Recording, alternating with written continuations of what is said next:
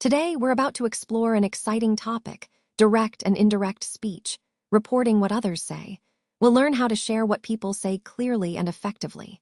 This skill is really important whether you're telling a story or sharing information with others. So let's get started and have some fun learning how to report speech. Let's start with Module 1, which is all about understanding direct speech, what it is and how to punctuate it correctly. So, what exactly is direct speech? Well, it means using the exact words someone has spoken. Think of it like taking a photograph of their words, capturing exactly what they said. To show these words in writing, we use quotation marks, which look like this. For example, if Priya says, "I love learning about grammar," we write it just like that. Notice the comma before the closing quotation mark. This is very important. Now, let's go over some key punctuation rules to keep in mind. First, always put quotation marks around the spoken words. Second, if you're adding a tag like "she said" or "he asked" after the quote, use a comma inside the quotation marks to separate the spoken words from the rest of the sentence. Third, the very first word inside the quotation marks should always start with a capital letter.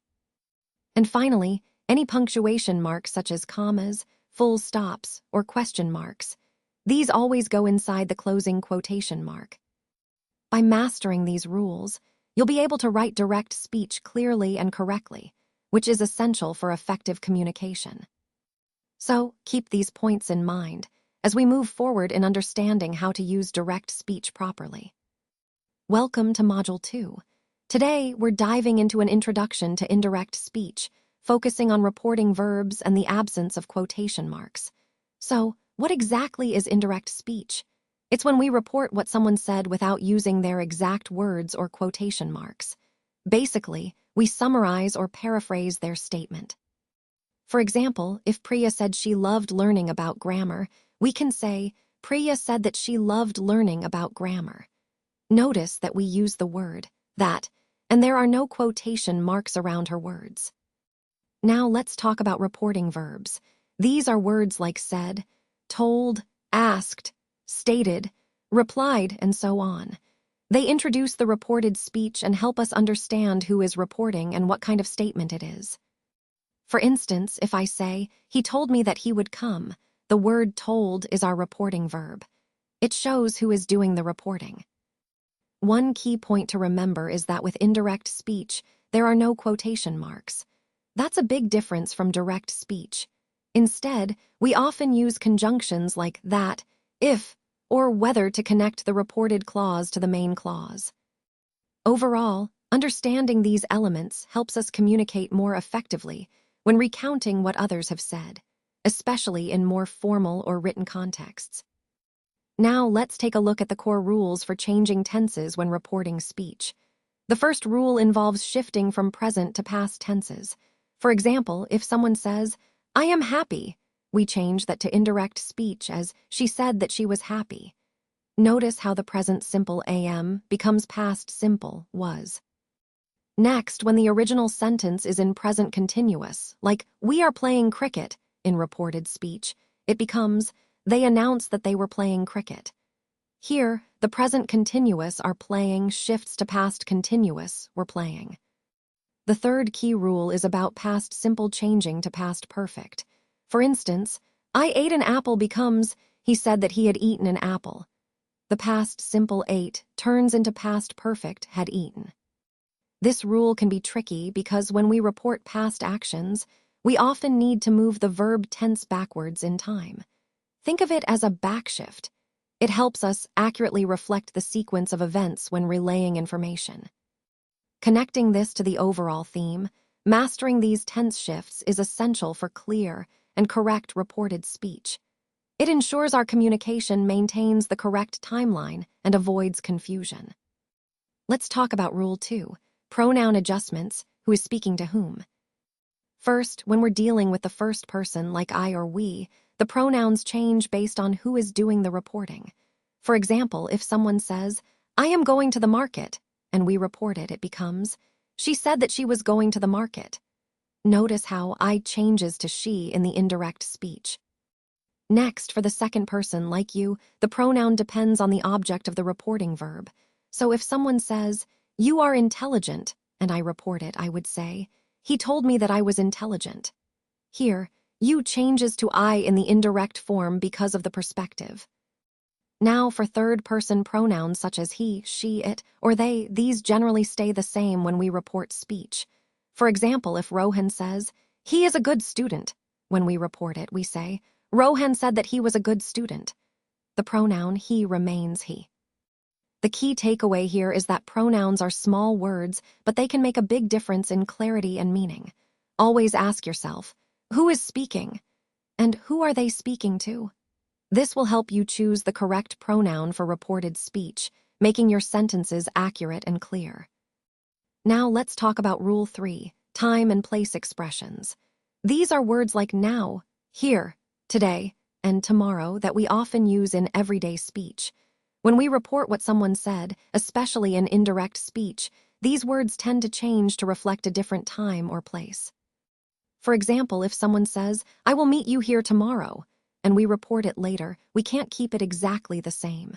Instead, here often changes to there, and tomorrow shifts to the next day or the following day. The reason for these changes is because the reporting happens at a different time or place than the original statement. So the words that indicate proximity, like now, today, or tomorrow, become words that suggest distance, such as then, that day, or the previous day. This helps keep the reported speech accurate and clear relative to when and where we're talking about it. Remember, the key is that these words are flexible and depend on the context of the reporting. To sum up, when shifting from direct to indirect speech, pay close attention to these time and place words. They'll often need to be adjusted to match the new perspective. Now let's look at some special cases when reporting questions. First, with interrogative sentences or questions, we often use if, whether, or WH words to introduce the reported question.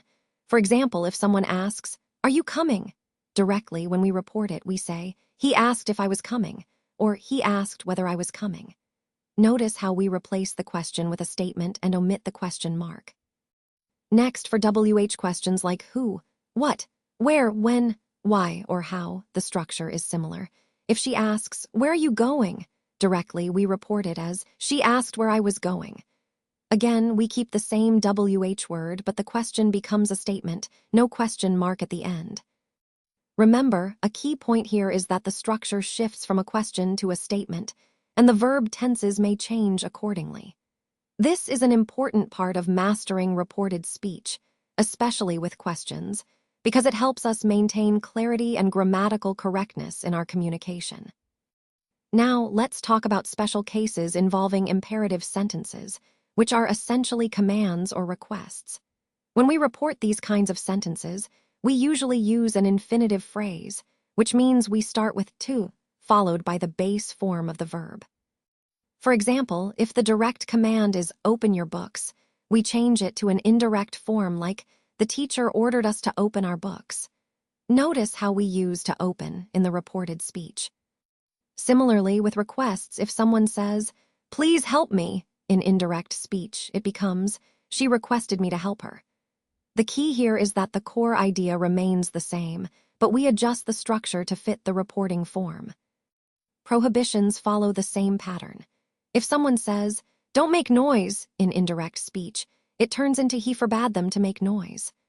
The main point to remember is that we always use to plus the base verb after reporting verbs like asked, told, ordered, advised, requested, or forbade, depending on the context.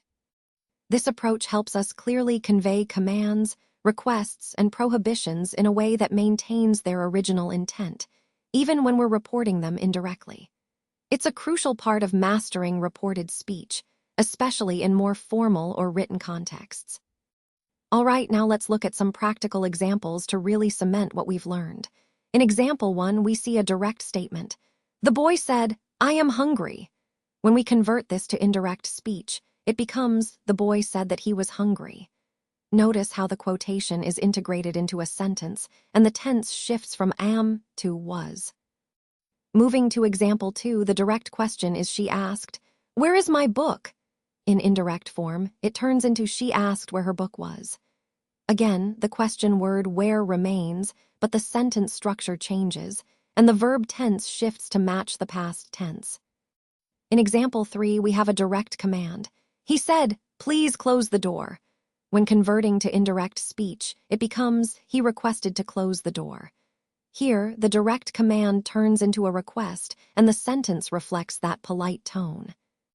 The key takeaway here is that converting between direct and indirect speech involves paying close attention to tense changes, pronoun adjustments, and the way questions and commands are expressed. Practice is really important, so try converting more sentences on your own.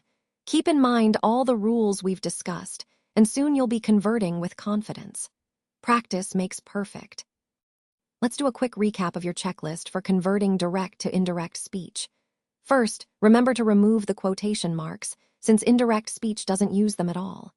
Next, pay attention to changing the tense. Shift the verb tense backwards, like from present to past or past simple to past perfect. It's also important to adjust the pronouns appropriately, making sure I, you, and we change based on who's speaking and who's listening. Don't forget about time and place expressions. Words like now become then. Here turns into there, and today changes to that day. Using the correct reporting verbs is key too. Words like said, told, asked, ordered, or requested help convey the right tone and context. When you're connecting clauses, use that for statements. If or whether for yes-no questions, and WH words for questions starting with who, what, where, when, why, or how. And for imperatives or commands, remember to use to plus verb, like to go or to do. Mastering these points will really boost your writing and speaking skills. Keep practicing regularly, and you'll become an expert in no time. So, stay consistent, and you'll see great progress.